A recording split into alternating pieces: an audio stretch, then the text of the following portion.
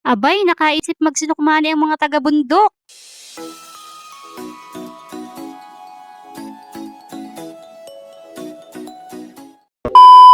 Eto nga po at magsisinukmani naman tayo for today's video. Pero bago po yan ay naggayak muna si Papa sa kaaring pinsan ko din sa labas ng bahay. At mas maluwag nga daw hong magluto dito. At pagka sa loob ho ng kusina, lalo pagka marami kayo ay nung kababanas. Iniready na rin ho ni Manong Pidoy ninyo aring kanyang kalandikusot. Abay tuwang-tuwang i-flex lagi aring kalan niya ay. Ako'y dapat ang pangalan niya ay Kalandi Pidoy.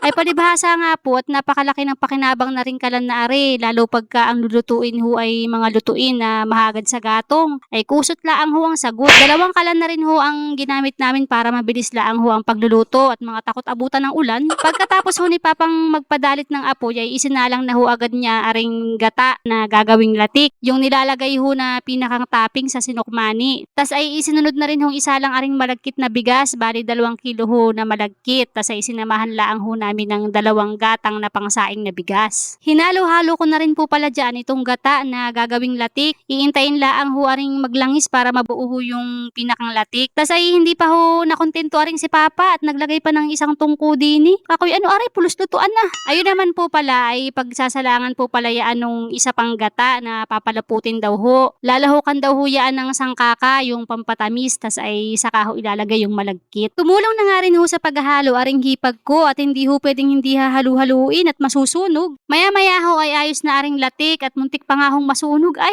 walang juyaan. Maya-maya ho ay inilagay na rin yung sangkaka dito sa gata na pinapalapot natin kanina. Yaan na ho yung magsisilbing pampatamis sa sinukmani. Yung iba ho ay brown sugar ang inilalagay. Kahit alin ho ay pwede, wag lang hong paminta. Ginawang ulam.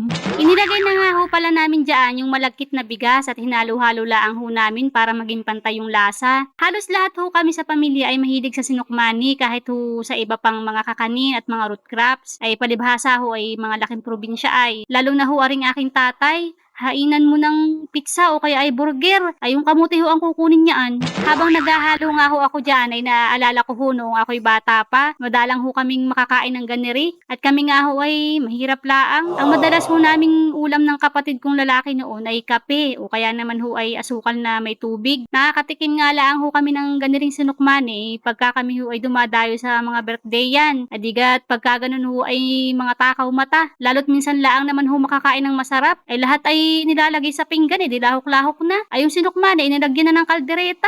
Ay ano ba naman yan? Ay bandang huli ay naging sagmaw ang itsura eh. At nung maluto na nga ho ay iniahon na namin at inilagay na ho sa dahon ng saging. At hindi na nga ho nakatiis si ako. Binudbud na nga ho natin dyan yung latik. Abay yung pamangkin ko naman ay todo didukot. At ayan, ready na ho ang ating meriendahing sinukmani. Kain na. Salamat sa Diyos sa biyaya sa araw-araw. Kain po tayo. Solve na naman nga ho ang ating merienda sa hapon ay ayos man din. At dito na po natatapos ang ating mini vlog for today's ganap. Salamat sa panonood. Bye bye, paalam, babush!